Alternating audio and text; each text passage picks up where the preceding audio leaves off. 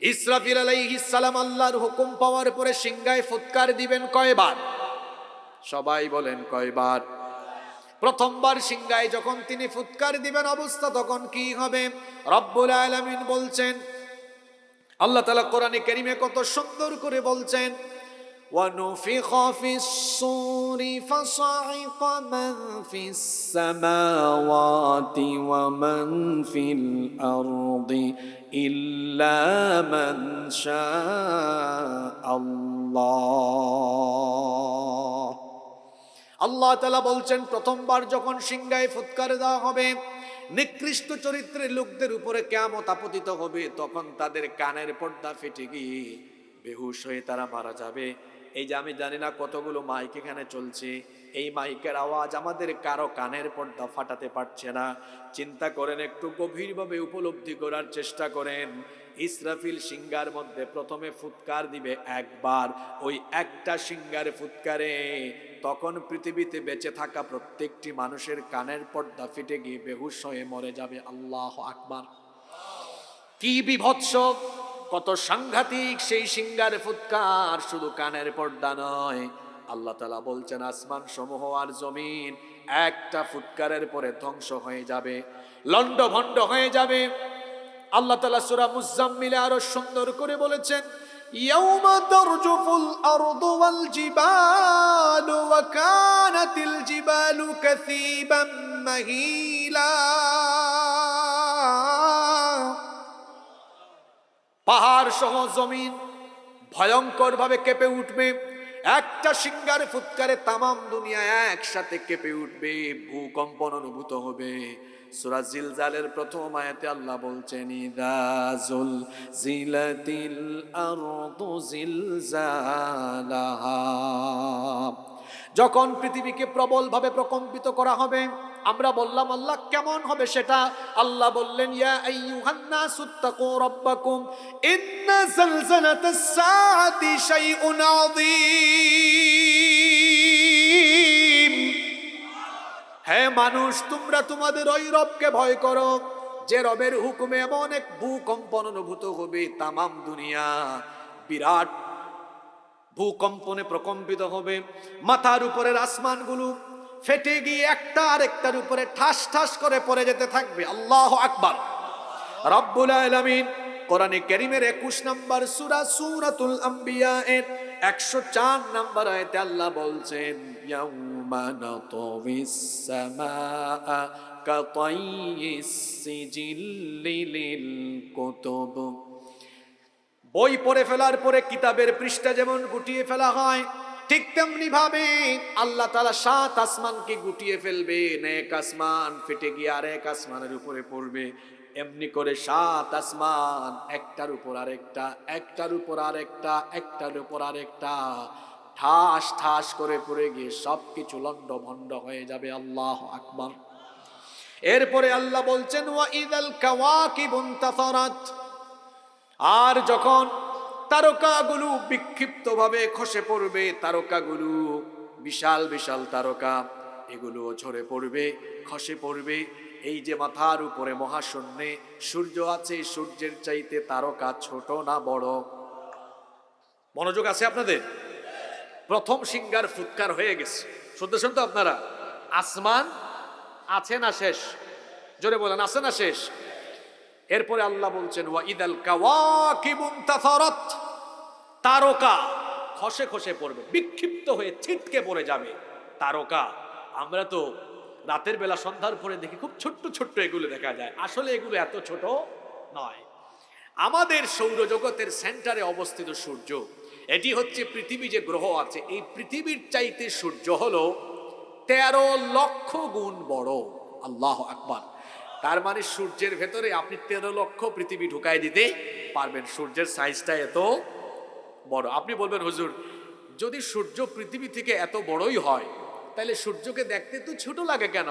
আমরা তো কক্সবাজারে গেলে সূর্যাস্তের টাইমে হাত এমনি দিলে মনে হয় আমার হাতের ভিতর দিয়ে সূর্য অস্ত যায়। আসলে বড় জিনিস যত উপরে থাকে, নিচে থেকে দেখতে সেটাকে তত ছোট লাগে।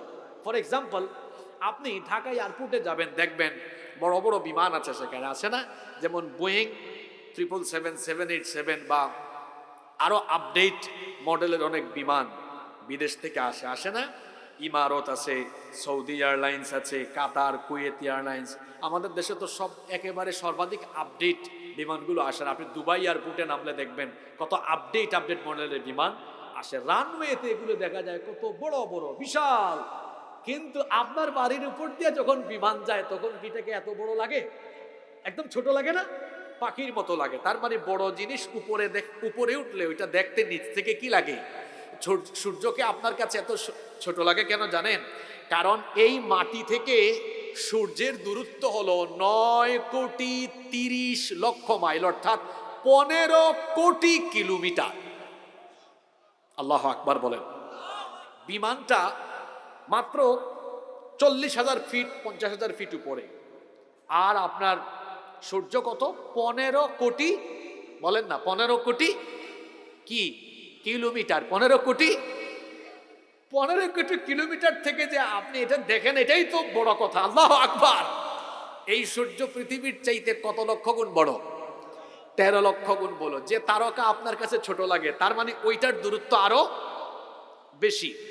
অ্যাস্ট্রোনমি ম্যাগাজিন তথ্য প্রকাশ করেছে, পৃথিবীর বিজ্ঞানীরা বর্তমান সময়ে আমাদের মহাশূন্যের সর্বশেষ যে তারকা পর্যন্ত তারা পৌঁছাতে পেরেছেন এবং সেটার বিশালতা তারা পেয়েছেন। তাদের গবেষণা অনুযায়ী তারা বলেছেন যে এটার নামও তারা দিয়েছেন YU স্কুটি, এবং তারা বলছেন যে এটি হলো সূর্যের চাইতে আরো 500 কোটি গুণ বড়।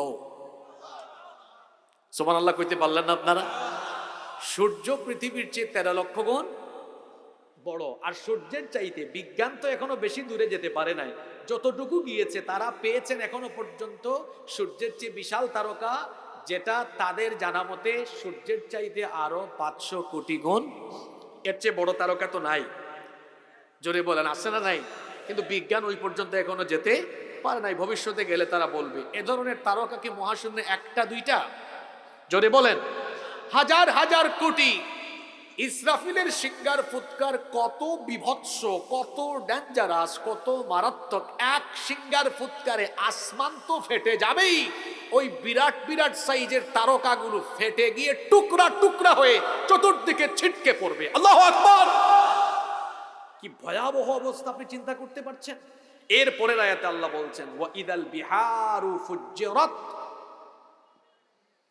সাগর ফেটে যাবে। অন্য আয়াতে আল্লাহ এর আগের সূরায় বলেছেন যে সাগরের মধ্যে আগুন লাগিয়ে দেওয়া হবে। আপনারা কি আমার কথা শুনতেছেন?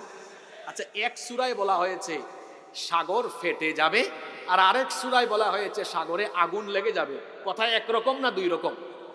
একরকম না দুই রকম? কোরআন বুঝার একটা মজা হলো, কোরআনের এক আয়াতের তাফসীর পাওয়া যায় অন্য আয়াতে। এটা বড় সায়েন্টিফিক কথা। আজকের বিজ্ঞানও বলছে যে পানির মূল উপাদান হলো অক্সিজেন আর হাইড্রোজেন। একটি জ্বালাতে সাহায্য করে, আরেকটি নিজেই জ্বলে। এই দুইটা একসাথে হলে কি হয়? দাউ দাউ করে জ্বলে ওঠে।